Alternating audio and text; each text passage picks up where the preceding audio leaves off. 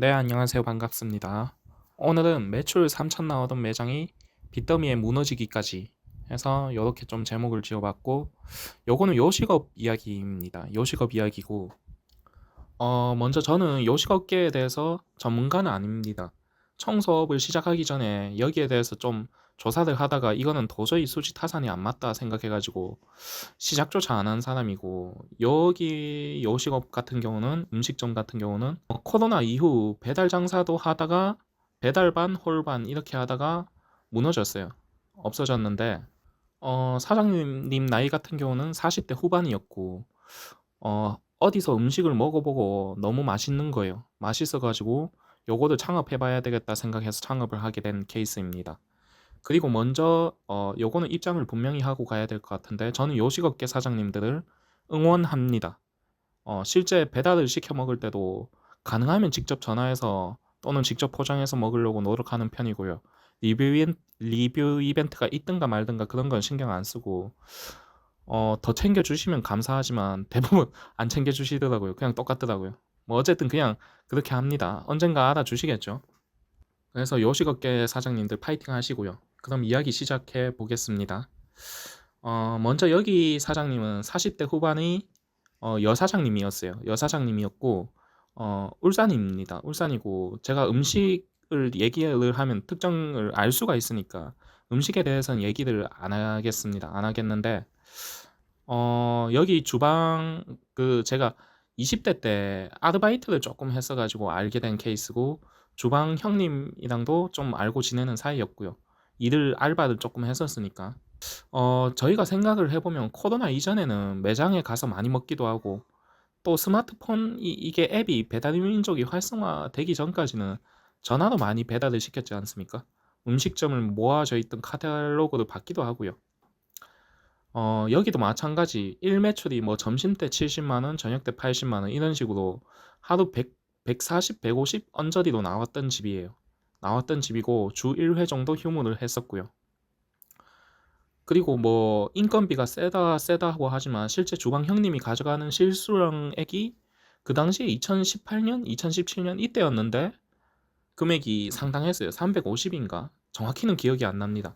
하여튼 이 이상은 됐던 걸로 기억합니다. 기억하고 거기에 뭐 이것저것 세금이랑 사대보험 하면은 사장님은 더 많은 지출을 하겠죠. 하고 요거는 추후의 얘긴데, 나중에 그 주방분과도 일이 있어가지고 좀 속을 썩였던 걸로 알고 있습니다. 알고 있고, 먼저 코로나 전 같은 경우는 음식을 팔아도 많이 남았죠. 어떻게 남았느냐 하면, 매장에서 뭔가 손님이 와서 한 테이블에 2만 원, 3만 원이 나왔다 하면은 거기에 대한 수수료가 발생을 하진 않죠. 여기가 프랜차이즈도 아니었고 개인 식당이었으니까. 그리고 아르바이트 비용이 나간다 하더라도, 인건비가 많이 올랐다 하더라도 뭔가 떼가는 게 없으니까 유지가 됐었고, 매출 3천만 원에 순이익은 얼마인지 모르겠습니다. 주방분 한 분 인건비를 떼주고 아르바이트 한 두 명 정도 돈을 떼주고, 뭐 자영업 하시는 분들은 계산이 될 겁니다. 그리고 여기 식당 같은 경우는 비싸진 않았어요. 음식이 비싸지도 않고 저렴하지도 않고, 하지만 재료가 신선했고 양과 질 측면에서 퀄리티가 있었기 때문에 저도 주 1회 정도 가는 곳이었습니다. 가는 것이었고, 손님들도 단골층도 많았고 꾸준히 있었던 것이었죠. 상권도 좋았고요. 근데 2019년이 지나고 2020년 때 코로나가 터지게 되고, 그 전후로 시작해서 배민 앱이, 배민과 쿠팡, 이츠, 요기요 등등 요식업이 엄청 활성화됐죠. 활성화되면서 배달업체 사장님들, 배달업체 사장이 아니라 그 요식업계 사장님들이 많은 고민을 했지 않습니까? 이때 돈을 버는 분도 있고, 제가 알기로는 조금 내려놓는 분들이 더 많았던 걸로 기억을 하는데, 저희가 치킨을 시켜 먹으면 2만 원을 낸다고 치면은 배달의 민족에 상당히 많은 수수료를 내죠. 판매 수수료, 뭐 배달 수수료, 뭔 수수료. 그리고 이게 일반인들은 또 잘 모르는, 요식업계에 계신 분들은 잘 알 거예요. 배민에서 광고를 올리려면 엄청난 금액을 지불해야 된다는 걸. 이거는 저도 정확히는 모르겠어요. 얘 얘기를 하더라고요. 이게 들었는데 제가 까먹어가지고 울트라 광고인가? 그렇게 올리려고 하면 돈을 엄청 낸다고 하더라고요. 그리고 배민이 시작하게 되면서 고객들이 다 눈으로 보지 않습니까? 다 묶여져 있으니까 서로가 서로 출혈 경쟁이 시작이 되죠. 예를 들어서 뭐 치킨 업체라고 치면 치킨 업체 아닙니다. 여기는 치킨 업체라고 치면은 뭐 치킨에다가 뭘 더 얹어준다거나 무료 배달에 그런 쿠폰을 더 센 걸 때린다거나 10군데 중 한 군데는 그렇게 한대요. 돌아가면서 보면 그게 마이너스 사업이라고 하더라고요. 고객을 유치하려고. 어쨌든 그런 이야기를 제가 들은 적이 있었어요. 치킨집 사장님한테. 제 친구거든요. 코로나 때 시작했다가 1년, 2년, 1년 반 요 정도 하다가 뭐 용접하러 갔습니다. 용접하러 갔는데 어쨌든 이 사장님 같은 경우는 원래는 오프라인이었죠. 포장도 많이 해갔고요. 포장도 상당히 많이 남죠. 왜냐? 배달의 민족 포장이 아니라 바로 와서 포장을 했으니까. 거기에 뭔가 테이블을 차지하거나 뭔가 그런 게 아니라 음식을 싸서 바로 갔으니까. 포장도 상당히 많았던 걸로 기억을 하거든요. 근데 배달의 민족이 들어오고 나서 이거 누차 얘기하지만 특정 앱을 까는 거 아닙니다. 이런 사연을 좀 얘기하고 싶어서 그러고 나서 음식을 포장을 해도 특정 앱을 통해서 하고 배달도 시켜도 완전 최저의 최저가를 맞춰지는 거죠. 그러다 보니까 아무래도 온라인 시장에서 조금씩 밀리기 시작했고 코로나 이후에 오프라인 손님은 거의 쥐잡듯이 없어지기 시작했고 없어졌어요.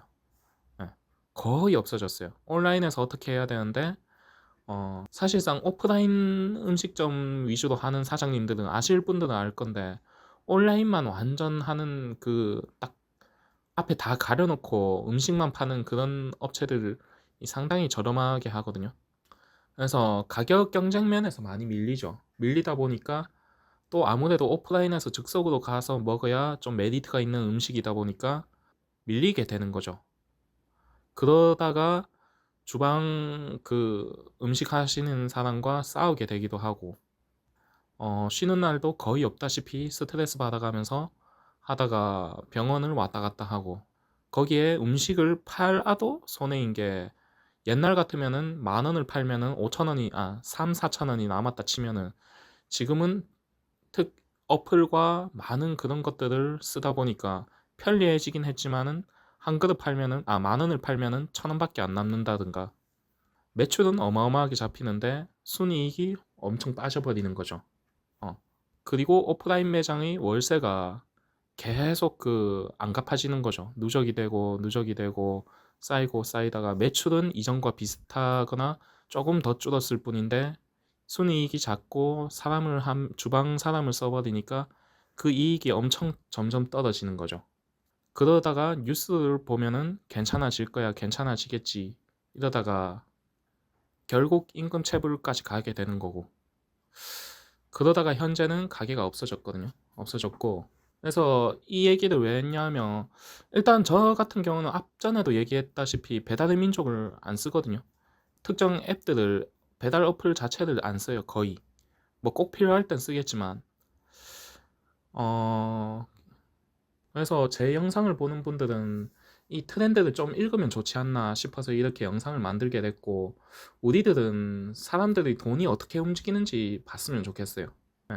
이 트렌드를 읽는다는 게 예를 들어서 뭐 요즘에 무당업체가 뜬다고 하죠. 사주업체. 뭐 파묘도 영화 파묘도 그렇고 저는 돌비 공포 라디오도 굉장히 자주 듣습니다. 좋아하거든요. 팬이고 그 미스터리한 영역이 너무 재밌더라고요.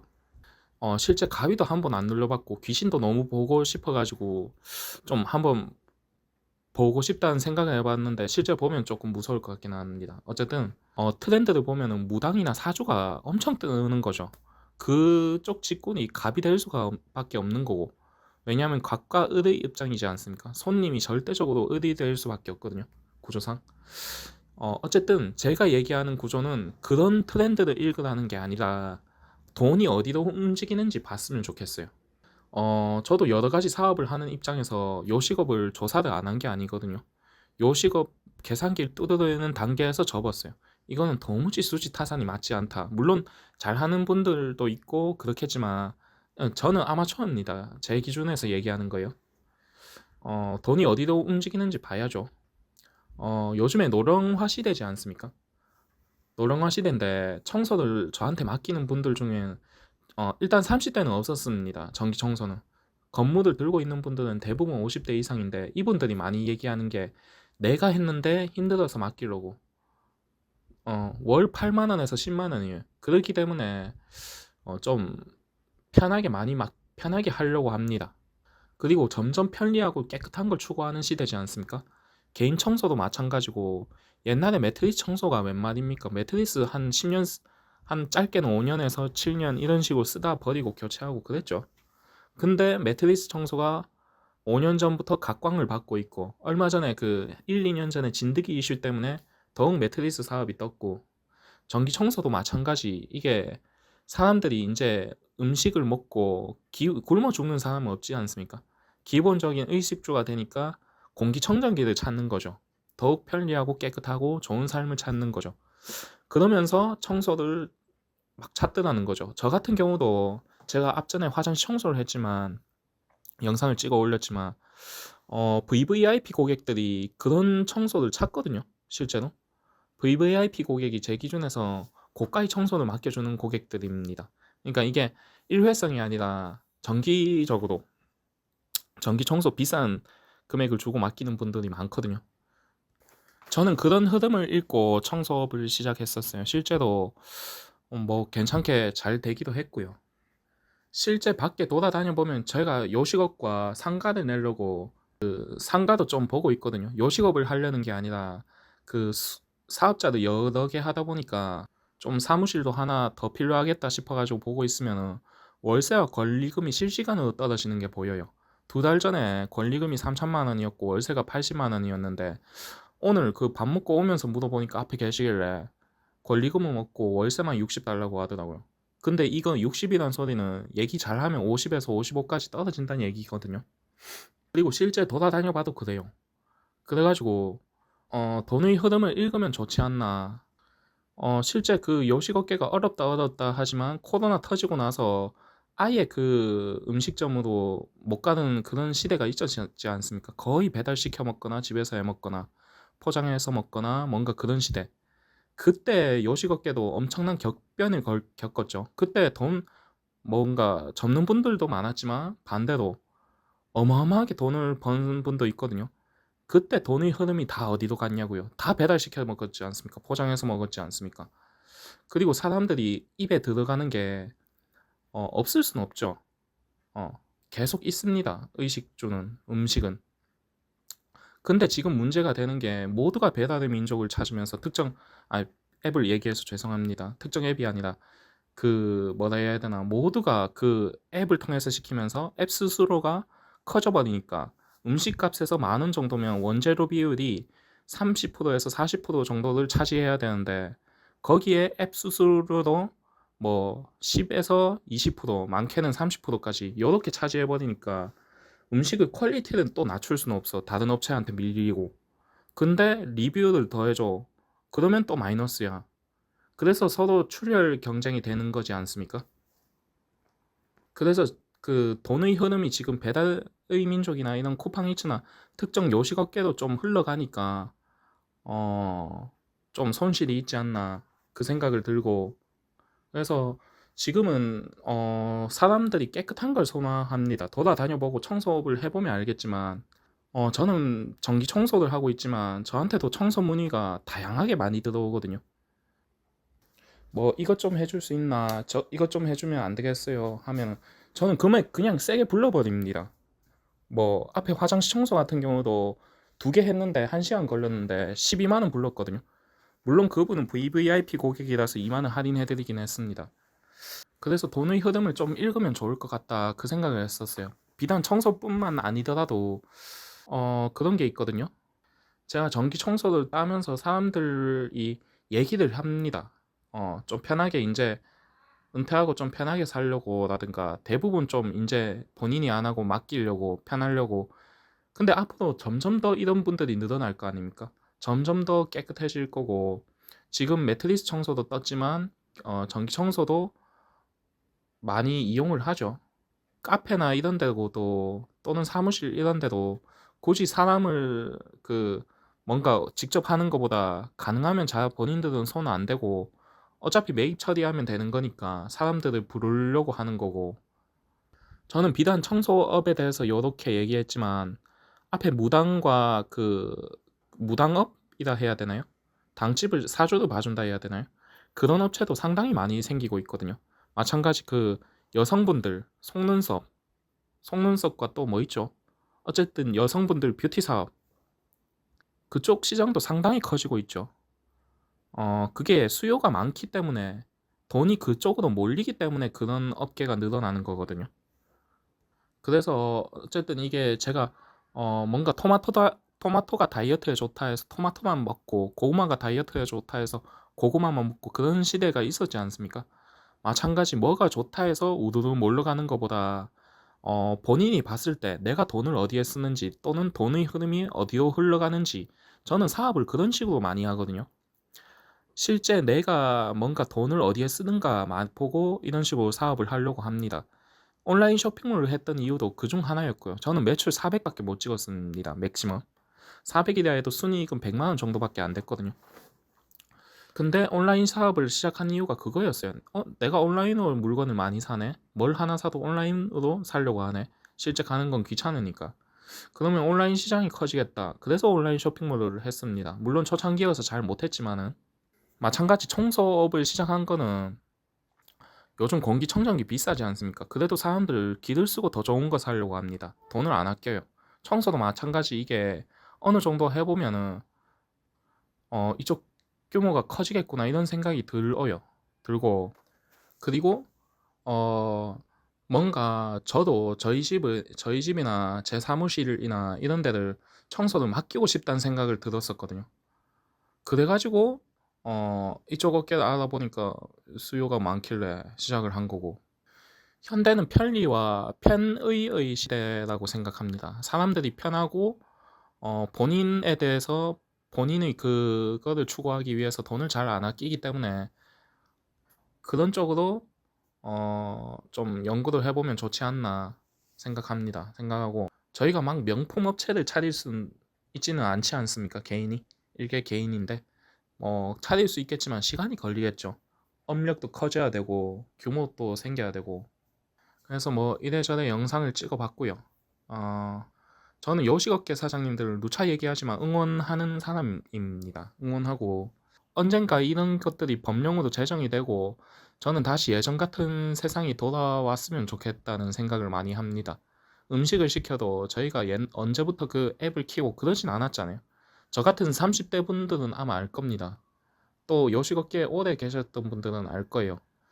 지금과 그때 이 상황을 비교해보면 지금이 지나치게 빨대들이 많이 꼽혀 있다는 걸, 빨대라 표현해서 그런데 이게 지나치게 비용들이 많아요. 하다못해 포스기 하나를 써도, 정수기 하나를 써도, 통신사 하나를 써도 일반인들은 잘 모른단 말이에요. 청소 비용이 왜 이렇게 청소 비용이 아니라 음식 비용들이 왜 이렇게 올라갔는지. 하지만 요식업계 사장님들은 알 거예요. 인건비가 물론 큰 영향을 미치긴 하지만 앱부터 시작해서 옛날에 비하면 없던 빨대들이 너무 많이 생겼다는 걸, 지출이. 그래서 오늘은 이렇게 간단하게 좀 얘기를 해봤고, 어쨌든 좀 돈의 흐름에 따라서, 돈이 흘러가는 곳에 따라서 파도를 거스르면 힘들잖아요. 마찬가지 정부에서 지원하는 것, 정부에서 밀고 있는 것, 파도의 흐름에 따라서 조금 이익을 추구해보면 좋지 않나 개인적인 생각입니다. 그래서 영상을 찍어봤습니다. 이상입니다.